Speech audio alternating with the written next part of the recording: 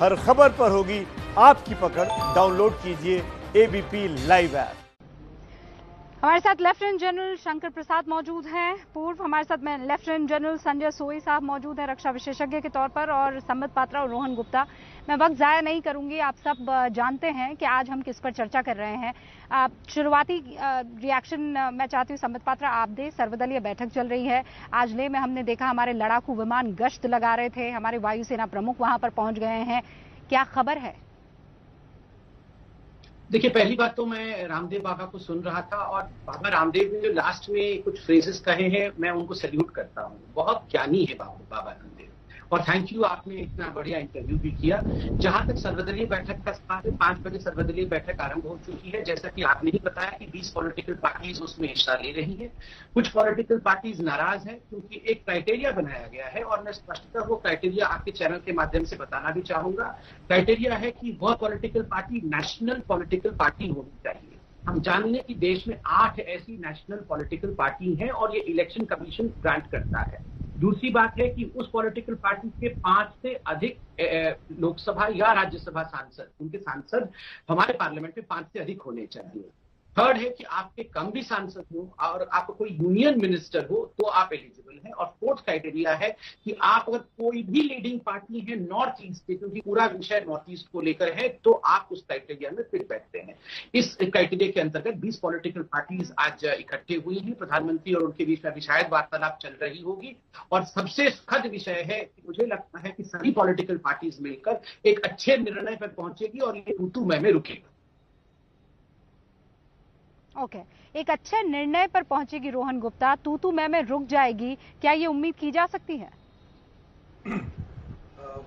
सबसे पहले 100% हम कर सकते थे। कब कर सकते थे? जब 40 दिन पहले, 45 दिन पहले, जब सब लोग बोलते थे सरकार को कि प्लीज बताइए क्या हो रहा है। हर एक्सपर्ट के भी रिपोर्ट आ रहे थे। कई बीच बीच में रक्षा मंत्री भी प्रचार के दौरान बोलते थे कि चाइना हमारी बॉर्डर में घुसा है। यहाँ पे मुद्दा क्या है रूबिका जी? आपने पहले बताया कि बात राजनीति की नहीं है। अगर हम कोई परिस्थिति को साथ में मिलकर रोक सकते थे, अगर हम मिलकर पहले ये बात करते, और अगर हम हमारे सैनिकों की जान बचा सकते थे, उसमें क्या गलत था? हमारा सवाल सिर्फ इतना है, क्यों सरकार सुनती नहीं है? समय से क्यों नहीं सुनती? क्यों आप लोगों को 45 दिन लगे ये मीटिंग बुलाने में? जब सारे लोग सवाल पूछते थे सब चंगा थी। ये गलत बात। अगर आप जानते हैं चाइना जैसा देश पूरे विश्व में नहीं है। सबसे जो धोखेबाज देश करें उस प्रकार का देश चाइना, ये मेरा मानना है। 18 बार हमारे प्रधानमंत्री जी चाइनीज प्रेसिडेंट को मिले, जुलाए, उनके साथ घूमे, फोटोशॉप किया, सब किया। देश की अपेक्षा क्या थी? आज अगर आप पूरा देश का जो इतिहास देखें आजादी के बाद रूबिका जी, उसमें सबसे ज्यादा अगर चाइना के साथ किसी ने रिलेशन बनाया वो मोदी जी ने बनाया। कहीं ना कहीं ये अपेक्षा थी कि अगर इस प्रकार की परिस्थिति होती है, मोदी जी जो हमेशा +1 की बात करते हैं, ये अपेक्षा थी देश की। देश ने भरोसा किया मोदी जी की बात पे। पूरे देश ने कभी पहले चाइना पे भरोसा नहीं किया। भरोसा करने का क्या फल मिला? हमारे 20 जवान शहीद होते हैं। शहीदी की तो बात एक है, जिस बर्बरता से उनको मारा गया, पूरा देश माफ नहीं कर सकता है चाइना को। और रूबिका जी और एक चीज, हम कब तक बदले की बात करेंगे? कोई हमको मार के चला गया, हम बदले की बात कर रहे हैं। किसी ने हमको मार दिया, अरे भाई साहब ये बदला नहीं होना चाहिए। अगर हम बोलते हैं कि हमारी छत पर नीचे, किसी की हिम्मत नहीं होनी चाहिए कि भारत की सरजमीन पर अपनी नजर डाले। ये भारत होना चाहिए। और तो रोहन गुप्ता, आप ये कह रहे हैं कि आपने बहुत पहले आगाह कर लिया था। सुन लीजिए, आप लोगों ने बहुत, एक सेकंड, आप जानते हैं, आप नहीं, आप ये कह रहे हैं ना कि हमने आगाह किया, और अगर पहले जाग जाती सरकार तो शायद हम अपने 20 जवान ना खोते। मेरे साथ 2 रक्षा विशेषज्ञ भी हैं। मैं जानती हूँ संबित पात्रा आप जवाब देना चाहते हैं, लेकिन उससे पहले मेरे दोनों और मेहमानों से, क्योंकि आप चारों ने बहुत इंतजार किया है। Okay 10 second. हाँ रोहन जी, आप लोग सब डिबेट में बैठते हैं। आप ऑल राइट, ठीक है, 10 सेकंड और ले लीजिए। चलिए संबित जी आप अभी आपको 10 सेकंड रोहन गुप्ता, और उसके बाद मैं आपको 10 सेकंड देती हूँ। जी संबित जी आप बोलेंगे पहले? मैं बोल लेता हूँ। नहीं आप बोलिए ना रोहन गुप्ता, सवाल पूछिए। मैं बोल रहा हूँ, ठीक है। मेरा इतना ही सवाल कि जब पूरा देश आपको पूछ रहा है, रक्षा विशेषज्ञ पूछ रहे हैं, कांग्रेस पार्टी पूछ रही है, आपने जवाब क्यों नहीं दिया? एक बाजू आप बोलते हैं कि हमारे सैनिकों को हमने हथियार थे, ये संबित पात्रा जी बोल रहे थे, रूल बता रहे थे कि वहां पे आप नहीं ले जा सकते, उनके मंत्री बोलते हैं कि नहीं उनके पास हथियार थे। एक वीडियो आया है आज रूबिका जी, एक सैनिक के पिता का एक वीडियो है जिसमें कहा जाता है, जो पुत्र से उनकी बात हुई उनका उन्होंने ब्यौरा दिया है कि मेरे पुत्र ने कहा कि हमारे पास कोई हथियार नहीं थे, वो लोग थे और हमको बुरी तरह से मारा गया। मेरा सिर्फ इतना सवाल है, जब पूरा देश आप पे भरोसा करता है और अगर चाइना भरोसा तोड़ता है, हमारे 20 जवान मारता है, कब तक हम लाल की बात करेंगे? दिखता क्यों नहीं? आपकी भाषण की बातें एक्शन में क्यों नहीं?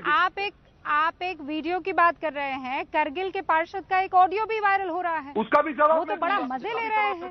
वो तो बिल्कुल वो तो 200 लोगों 200 सैनिकों के मारे जाने की खबर, मतलब चट्टाने ले लेकर ये क्या शोभा देता है? अब आप कहेंगे कि उसका हमसे कोई वास्ता नहीं है, ठीक है? मैं बता रहा हूँ। नहीं, एक सेकंड, क्योंकि आपने वीडियो की बात की रोहन गुप्ता, इसीलिए मैं ऑडियो की आपको याद दिला रही हूँ। संबित पात्रा जल्दी से, चूंकि मैंने वादा किया ना रोहन जी, वादा किया ना मैंने कि 10 सेकंड आपको और 10 सेकंड संबित पात्रा को। मेरे 2 और रक्षा विशेषज्ञ सीनियर मेहमान बैठे हैं सर, उनकी बात भी देश सुनना चाहता है। संबित पात्रा जल्दी से। देखिए, मैं बहुत सिंपली, मैं लड़ना नहीं चाहता हूं, मगर चूंकि सवाल पूछा गया और कल से ये बार बार कहा जा रहा है कि प्रधानमंत्री 18 बार चले गए चाइना, उन्होंने झूला दिया, उसका नतीजा क्या? तो देखिए, वो तो प्रधानमंत्री थे, डिप्लोमेटिकली किया। मैंने कल से एक सवाल पूछा हुआ है कि MOU 2 पॉलिटिकल पार्टीज कांग्रेस और CPC के बीच में बीजिंग में जाकर मां बेटे अर्थात सोनिया जी और राहुल जी ने क्यों हस्ताक्षर किया 2008 में? प्रधानमंत्री मनमोहन जी को तक तो इनवाइट नहीं किया गया, मगर सोनिया जी को ओलंपिक में इनवाइट किया गया और कहा गया कि नेहरू गांधी परिवार और शी जिनपिंग के बीच में एक स्पेशल बॉन्डिंग होगा इस MOU के माध्यम से। इसका जवाब कोई नहीं दे रहा। आज मैं बता दूं, जाकिर हुसैन जो काउंसिलर है और बहुत इंपॉर्टेंट व्यक्ति है कांग्रेस पार्टी का लद्दाख का, उसके पूरे ऑडियो को दिखाइए, मैं ट्वीट करूंगा थोड़ी देर के बाद उसको। उस ऑडियो में वो कहता है कि पूरे लद्दाख को ले लेना चाहिए और करगिल को पाकिस्तान में चला देना चाहिए। तब एक गाली देकर भी गाली देकर कहता है कि तब जाके ये सवाल का जवाब आएगा कि क्यों हमारे सैनिक मरे।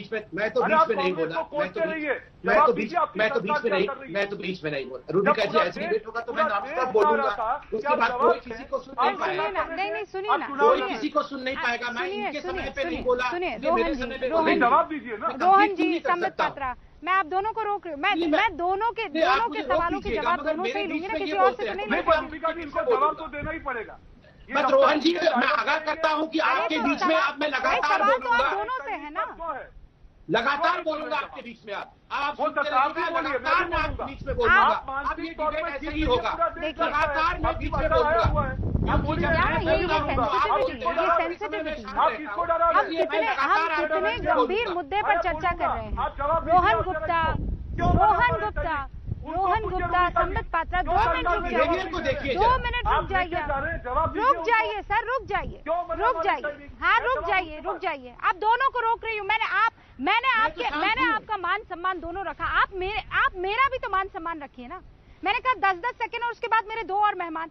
रोहन जी, आपके सवालों का जवाब संबित पात्रा ही देंगे और कौन दे सकता है? संबित पात्रा आपके जवाब रोहन गुप्ता को ही देने। अब 1 सेकंड रुक जाइए, मेरे जो बाकी मेहमान हैं जरा उनसे एक रिएक्शन ले लूं, उसके बाद आप दोनों जो भी कहना चाहें कह सकते हैं, you are free to do it.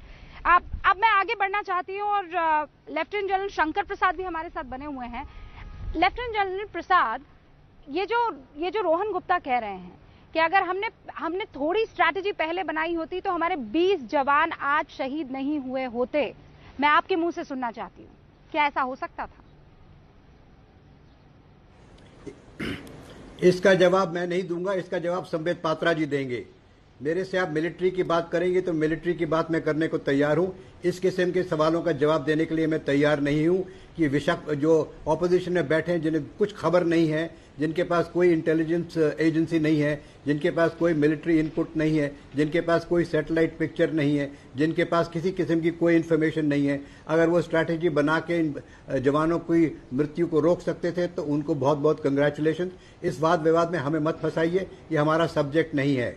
अगर आप हमसे मिलिट्री की बात करेंगे सीधी तो हम उसका सीधी मिलिट्री में जवाब दे सकते हैं। सर, आपने ना कहकर भी बहुत अच्छी बात कह दी है लेफ्टिनेंट जनरल प्रसाद। आपने नहीं ऑब्वियसली यू आर राइट, आप कह रहे हैं कि आप पॉलिटिकली इस पूरे के पूरे मसले पर कोई रिएक्शन नहीं देना चाहते। Well, good enough.